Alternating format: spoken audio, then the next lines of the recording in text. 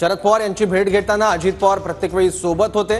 राष्ट्रवादीतल्या बंडानंतर पण ही पहिलीच वेळ असावी जेव्हा अजित पवार गटातला एखादा मोठा नेता हा शरद पवारांची अजित पवार तिथे नसताना भेट घेतोय। भुजबळांनी कालच नाव न घेता शरद पवार यांच्यावर एक मोठा आरोप केलेला होता।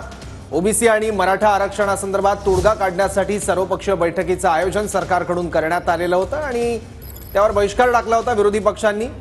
एकही विरोधी पक्षनेता किंवा विरोधी पक्षातला नेता या बैठकीत उपस्थित नव्हता, पण बारामतीतूनच फोन गेल्यानंतर विरोधी पक्षांचे कुठलेही नेते उपस्थित झाले नसल्याचं म्हणत भुजबळांनी टीका केलेली होती।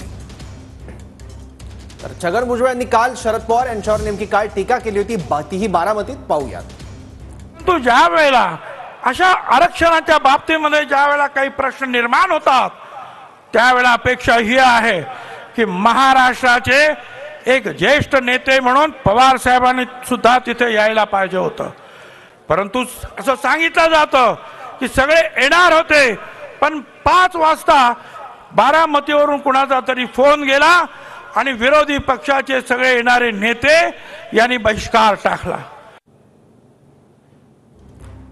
राज्याच्या राजकारणातली सगळ्यात महत्त्वाची घडामोड आहे, सगळ्यात मोठी बातमी आताची। छगन भुजबळ सिल्वर ओकवर शरद पवारांच्या भेटीला आता दाखल झालेले आहेत।